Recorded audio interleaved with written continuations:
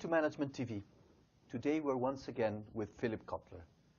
Phil is the world's most renowned expert on marketing. He is the creator of the field and has written over 50 books, 10 of which have been in the last 5 or 6 years, and has recently published a book on Marketing 3.0. And we're going to learn about it with him today. Thank you very much, Phil, for being with us today. Happy to be with you always, Eduardo. Marketing 3.0, what is it all about? Well, let me give you a preview. Yes. It turns out that I believe most companies are in Marketing 1.0, which I will explain. A small percentage are in 2.0, and a few now are in 3.0. And by the way, no company should jump from being 1.0 to 3.0. They better crawl before they get to that stage if they want to get to that stage. A Marketing 1.0 company is doing the job, a good job. They are being efficient and profitable, making something for a lot of people. However, some companies have decided to learn more about who they're selling to. Okay. They move from just making and selling a good product to understanding their customers with big databases and watching movements in their customer fans and so on. And that is 2.0. And 3.0 goes further than that. 2.0, if you were to describe it with one word or one concept, what is Marketing 1.0? Well, 1.0 is appealing to the customer's mind wherever you can find customers. Okay. And 2.0 is appealing to the customer's heart by knowing a lot about the customer and trying to get closer to serving the customer. Okay. And now, yes, Marketing 3.0? And Marketing 3.0 is about knowing the customer is more than a person simply interested in a product that you're providing, but is a person who has concerns, because the world is kind of getting more and more unstable. There's the question of, will the planet run out of resources? There's the question of poverty, water shortage. And so it's a context for a company saying, we care too. We not only want to sell what you want in the best form possible, but we would like to make sure that we understand the world you're living in, and we're trying to make a difference and also make a better world. That's 3.0. In one word would be? Caring about the planet and the world. Okay. Let's try to define the basic marketing concepts and apply them to Marketing 1.0, 2.0, or 3.0. Sure. For example, positioning. What is positioning? Well, positioning is letting your target customers know how you will differ from the other competitors in offering points of difference and not only points of parity. We use those terms. Most companies have to at least do the same thing the other companies are doing. Then they're on par with that. But you take a company like Starbucks, they're not only make sure that the coffee is fresh and that and it delivers what coffee should deliver, but they add much more. They're positioned as giving a finer coffee, more types of coffee, and a whole experience in a place where you're going to enjoy the moment of coffee. That's positioning. Segmentation. Segmentation is the recognition you can't serve everyone with equal satisfaction. I'll give you an example of that. McDonald's believes in a thing they call brand journalism. That is, they stand for this idea of QSCV. Let me explain. Their formula is always quality, service, cleanliness, and value. QSCV. But you know, what they should really emphasize differs from whether they're trying to reach the teenager, they're trying to reach the mother of children, the senior citizen. And so within the QSCV, they have a different but consistent message with the QSCV for each segment of the market. In both positioning and segmentation, the difference between Marketing 2.0 and 3.0 is to add those dimensions of caring society and planet? Yes, right.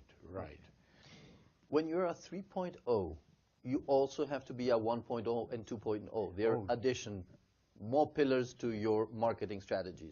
By all means. Okay. Don't become good at 3.0 without being good, basically, with your basic product and your customer understanding. The marketing mix, Yes. the 4 Ps. Yeah. Is it still a valid concept for the marketing 3.0?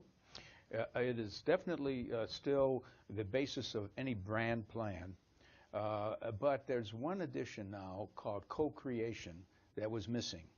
Namely, the 4 Ps is what the company does on its own to set the product, features, the price, the place or distribution, and also the promotion. But you know, in setting those things, they ought to engage their customers who really love them. Let's assume that some companies have customers who love them. Companies like, for example, Harley-Davidson, where people who drive motorcycles, they often say, Harley, could we help you? You're making the next motorcycle. We have some ideas. Can we hang around? We don't want to be paid. We just want to join you. What are successful companies doing to co-create with their companies, with their customers, sorry? They're basically building a love affair with their customers. And I can say more about what we've learned about that. It's not only in a book, Love Marks, but there's a book called Firms of Endearment that have taught us how to turn on your own customers as well as your employees. There's a lot involved in getting closer to your. There's a thing we call crowdsourcing. It's a term used in a book called The Wisdom of Crowds, which say that there are a lot of people out there who would like to participate in your company in one way or another, and not only in what your product might become, but also what your advertising might become. Wonderful story about Doritos, which is a snack food like a potato chip. They decided not to use their advertising agency to develop a new ad campaign. And they said to all of you people who love Doritos, any of you who want to create a campaign for us, an advertising campaign, please send it to us. We will choose the best ones and reward you for it. And not only that, the very best one will be used for our next campaign, which means that they are bypassing the ad agency, and they ended up with a brilliant campaign that no ad agency would have probably, with its narrow interest in a few concepts, have come up with. That's crowdsourcing, getting the crowd to join you, or it's co-creation with your fans. That's a great example on one of the 4 Ps that would be the promotion. Yeah. Let's take on the product side. Yeah. How can you invite specifically your customers or customers to design the product with you? Well, you know, it's been done for a long time within the B2B world, the business-to-business world. Any business firm that's making a technical component will go through an alpha and a beta test. Now, the alpha test is to make sure that the component works, doesn't break down inside the company using your own scientists. But then they select a subset of customers with whom they have a good relation, and they ask them to try the product and to suggest any improvements before they do a launch of the final product. So beta testing is the same as co-creation. Okay. Question is, what about a consumer packaged goods company? Well, they do it by having maybe a consumer panel. In fact, do you remember research being done at MIT called lead users? Lead users. No. The professor in that area has shown many companies that they will always have some users who are demanding. In fact, they take the product they just bought from you and improve it themselves. It could be a computer where they play around with the software or the hardware and make it work better.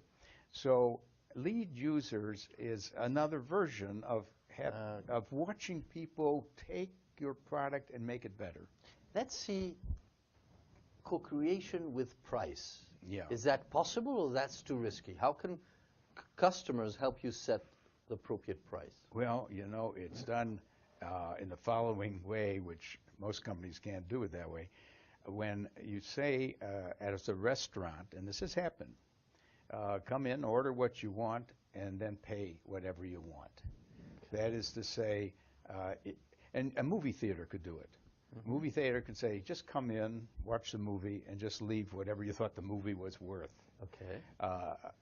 It hasn't spread, but it is a way of saying, let the customer be the judge of the value of the product. And finally, if we go to the 4 Ps with co-creation, would be place, distribution.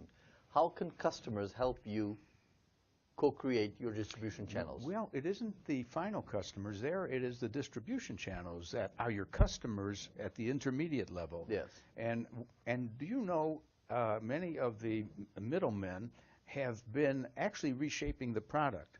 The history of Walmart is telling a toy manufacturer their box or their package is too big for the shelf, and almost giving the design for a better box or package, or actually saying we won't accept it at that size. Go back and so on. So I would say that is co-creation with your distribution system.